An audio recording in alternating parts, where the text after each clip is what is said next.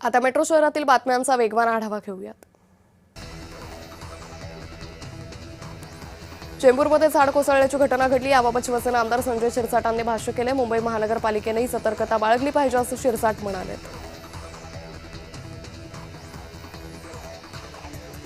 डोंबिवलीत जोरदार पावसामुळे दुचाकी आणि रिक्षावर झाड कोसळलं। सुदैवाने या दुर्घटनेत कुणीही जखमी झालं नाही। अनुसूचित जातीच्या उपवर्गीकरणासंदर्भात आझाद मैदान इथे आंदोलन करण्यात आले। रिपब्लिकन पार्टी ऑफ इंडिया दक्षिण मुंबई शहर उपवर्गीय विरोधी संघर्ष समिती यांनी आंदोलन केले।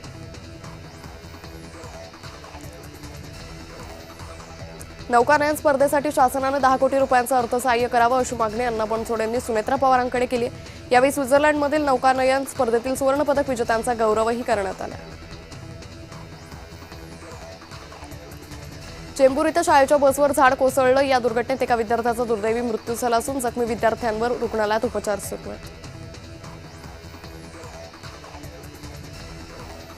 चेंबूर दुर्घटनेतील जखमी मुलांची शालेय शिक्षण मंत्री दादा भुसे यांनी भेट घेतली। मृत विद्यार्थ्यांच्या कुटुंबियाला मदत केली जाईल आणि जखमी विद्यार्थ्यांचा खर्च प्रशासन करणार असं भुसे म्हणाले।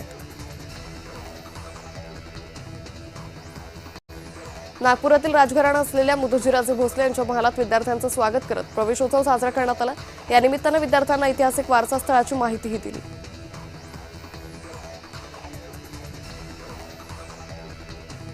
उपोषणकर्ता रश्मिता पोपेटा यांना रुग्णालयात दाखल केले। नवी मुंबई विमानतळाला दिवा पाटील यांचं नाव देण्यासाठी त्यांनी उपोषण सुरू केलं होतं। उपोषणाच्या 6व्या दिवशी त्यांची तब्येत खालावली आहे।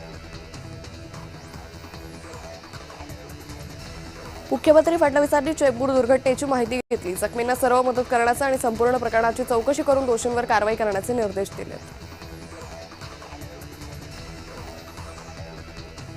कल्याण डोंबिवलीमधील नाट्यगृहांचा मुद्दा महापालिकेत मांडला गेला। दोन्ही नाट्यगृहांकडे लक्ष द्यावे असा प्रस्ताव नगरसेविका विजया पोट आणि नगरसेविका दर्शना काळे यांनी